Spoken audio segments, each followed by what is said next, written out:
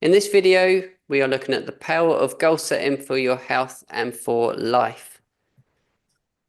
Hi everyone, welcome to George Coaching. I'm Jimmy George and I'm here with Paula George, and today we're diving into the power of goal setting for health and for life. If you're new here, then don't forget to like this video, subscribe to our channel and hit the bell to be notified every time that we publish a new video, which is every week. And if you're listening to this on a podcast, then don't forget to follow us, and we would love to hear what you think of our podcast. So let's jump into the content. So our first question is, why is goal setting essential for success in health and life? What do goals do for us, Paula? Well, goals give us something to aim towards. They can give us direction. They can help us just define the path that we're on. There was a quote that I read recently, and it went along the lines of a goal without a plan is just a wish. So while setting goals is great, it's actually identifying the path of how you're actually going to get to the goal and setting a goal that is achievable, that I think is really important. Absolutely. Everybody should have their list of goals. And when we took up our studies with Ian King, he introduced us to personal development. And one of the people that we go to learn about how to set goals is Jim Rohn. And that has been really influential on us on how to set goals. And they've done many things for us, and we always have a list of goals on the go. They build self-confidence. They help you get to small wins, which help you get to your big wins as well. Can you think of a time, Paula, where you've set a goal and it's helped you get to a objective that you wanted to achieve? Well, certainly in sport, in my swimming and triathlon careers, I set goals every year to achieve what I was aiming to achieve, and they weren't goals such as I want to finish first, second, or third. That they were goals that allowed me to have a process to improve in some aspect. So certainly in sport, I've always set goals, but more recently, I've set business goals. Last year, I set some business goals, and it was really helpful to have those because it kept me on track. It kept me focused, and it enabled me to break it down into smaller steps that were achievable to build towards the goal. Exactly, and sport is an easy one to refer to, isn't it? Because it's very physical, and it's a very physical. There's lots of physicality in what you're setting out, but goals can be set in so many other parts of your life as well. And it's something I've learned as I've got older about setting goals in other areas of my life. I was very much sports orientated, that I wanted to set results and set times and in the sport that I was competing in. But now understanding the process of setting goals, how that can affect your finances, how it can affect your business, the outcomes of your business, it can do so much for you. So we're going to lead that on to how to create smart goals that are realistic and achievable. And I think they're two really important words at the end there, realistic and achievable, because there's that the saying, and I heard this from Brad Sugars, that you you overestimate what you can do in the short term, and you underestimate what you can do in the long term. And I think that's where realistic and achievable comes into it, which is why we've put that in that title. So let's just go through what SMART means. So let's run through how you use the word SMART to help you set your goals. Well, I mean, the S is sort of specific. And when we're sitting down with athletes, we ask them to be as specific about their goals as possible. So, a goal that says, I want to run faster is not specific enough. So we help them identify how to create a very specific goal, because the more specific it is, the more likely you are to be able to achieve it because you know exactly what you're aiming for. The M is measurable. You've always got to be able to measure your progress. If you can't measure your progress, how do you know you're progressing towards your goal?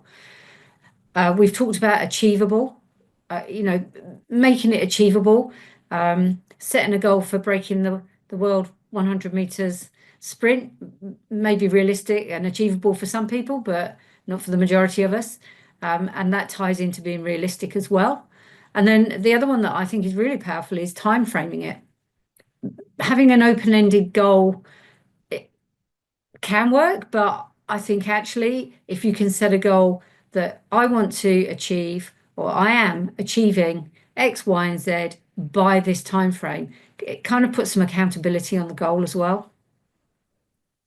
Absolutely. Absolutely. Otherwise, that goal could go on and on and on. And without the time span, without that date that you're planning to achieve it by, it might not happen.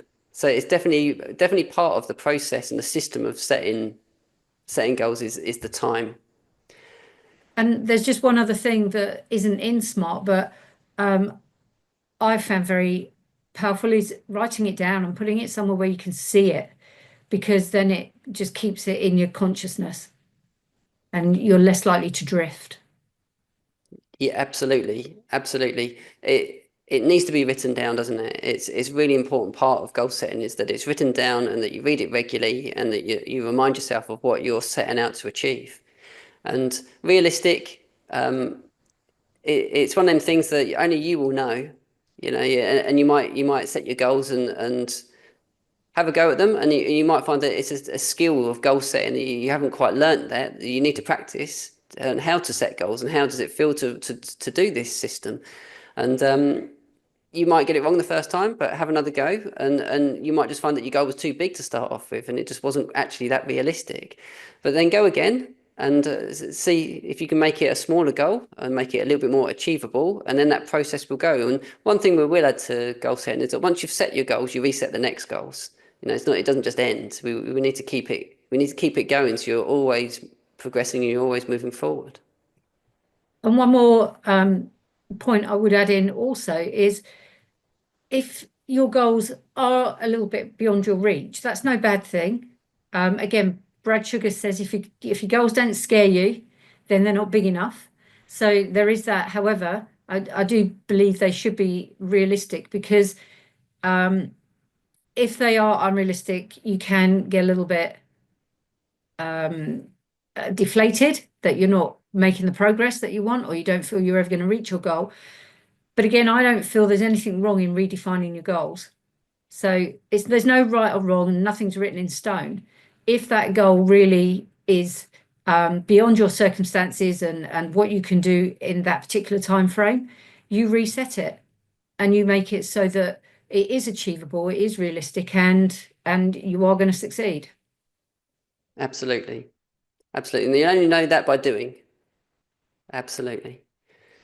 So we're going to move on to ways to stay motivated and track your progress.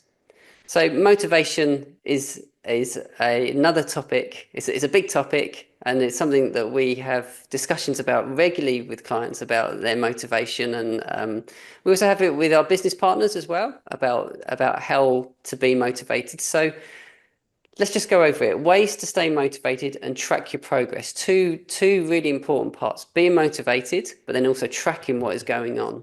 So what can we do to stay motivated and track progress? Well, firstly, the goal has got to be something that you really want and that you're really excited about. Because if it's not something that's not exciting you, you're not going to stay motivated to stay on track and drive for the goal. And I think breaking it down into small steps helps to keep you motivated. It helps to, if you can see progress, that helps with motivation. Absolutely. And that's a really key part is that you got to keep it realistic and you've got to reward yourself to see how far you're going. And it might be that you're just taking small steps towards whatever it is we're being motivated about. It could be business, it could be your health, it could be a training goal.